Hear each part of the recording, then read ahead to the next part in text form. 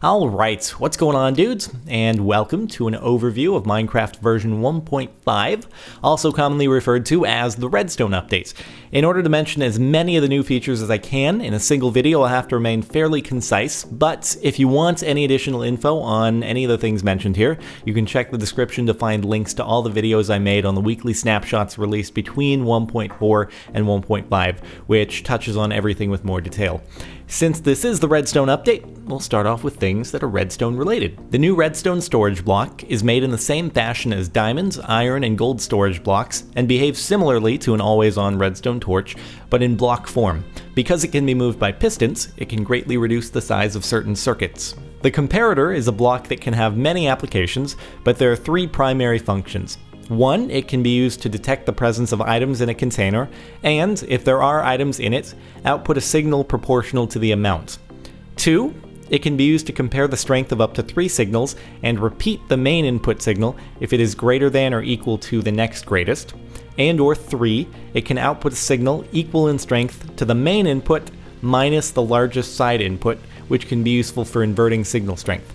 Additionally, if fed by a loaded jukebox, it will output a signal equal to the disk number, and if fed by a command block, it will output a signal if the command was run successfully. The daylight detector is a block that outputs a redstone signal with a strength that varies directly with the intensity of the daylight. The signal strength peaks at noon and reaches 0 for a few minutes each night. By combining this with a comparator in subtraction mode, it can be transformed into a moonlight detector. Trap chests have all the same capabilities as a regular chest, but will also output a redstone signal when opened. This simplifies the creation of traps that involve chests, as rather than having to rely on a system to detect a block update, the chest just takes care of everything for you. Iron and gold weighted pressure plates allow for the output of a signal that's proportional to the amount of blocks resting upon it. Rather than just 2 states, on or off, dropping blocks onto the pressure plate will increase the output signal strength 1 meter at a time. Gold pressure plates are affected more readily by smaller amounts of blocks, whereas iron pressure plates require significant amounts of blocks to influence signal strength. Dispensers can now dispense prime TNT, apply bone meal to an adjacent crop, and fire by placing flint and steel inside.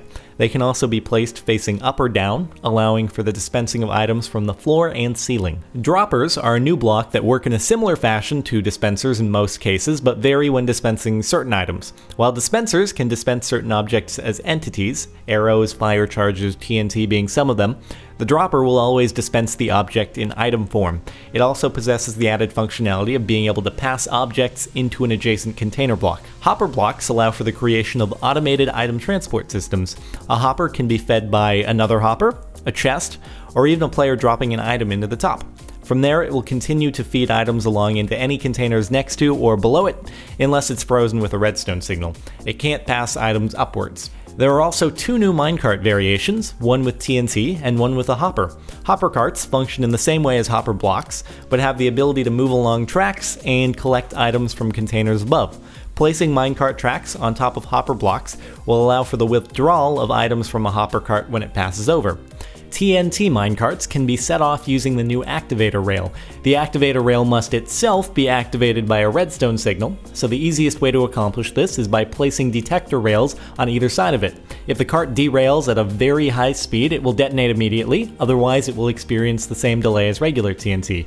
Blast radius increases with the speed at which the cart is traveling, and the explosion will not destroy rails or their supporting blocks. So that just about sums it up for the new redstone related stuff, but there's plenty more to go over, so let's move along to other block changes and additions.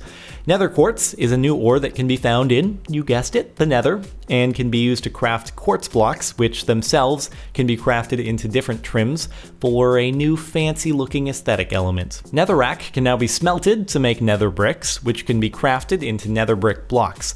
This is in order to facilitate alternative means of obtaining nether brick blocks without having to mine out the walls of nether fortresses. Beacons now have increased horizontal range and infinite upward range, allowing for them to be hidden underground, except of course for the beam, while still having an effect on the player. You can now craft what I'll call snow slabs, which are 1/8 height sheets of snow that can be stacked to allow for finer slope gradients. Block IDs 43:8 and 9 now correspond to smooth doublestone slabs and smooth sandstone blocks, respectively. These blocks use the top face of the slab texture on all sides. While the smooth double stone slab has existed for as long as I can remember, the smooth sandstone slab is new. And not the most favorite of changes, but it now takes anywhere from 2 to 3 bone meal to fully grow crops, and using it results in the display of a green particle effect. Now for some changes to mobs. The rates at which slimes spawn in swamps at night now varies based upon the phase of the moon. Skeletons are now better at aiming and will shoot faster the closer you get to them, and zombies have increased aggro range, deal more damage the lower health they have, and when on fire can ignite players that they come in contact with. Mobs have also been adjusted to scale better with each difficulty setting. Now let's move on to some menu and inventory changes. The texture pack menu is now under options and allows for texture packs to be changed in-game.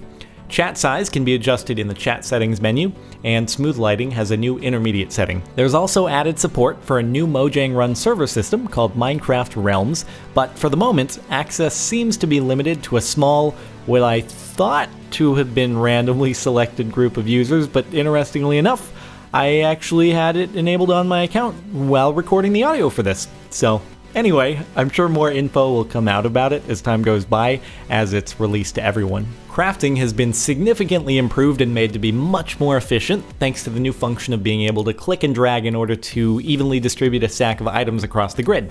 Double-clicking an item will retrieve up to a stack of other like items that are distributed across your inventory, which is useful for retrieving any items that you may have done the click and drag on. There are also some newly available commands, /effect allowing for the application or removal of potion effects on players, and /test4 to determine if a player fits a given parameter.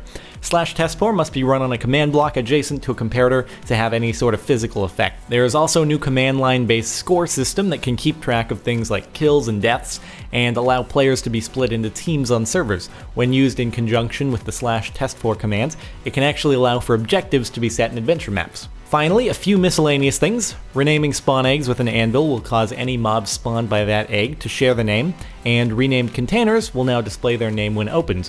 Right-clicking armor will equip it, stairs won't stop you from sprinting, chests in abandoned mineshafts have been replaced with minecart chests sitting atop a rail, and you can now punch things up to 5 blocks away when in creative mode.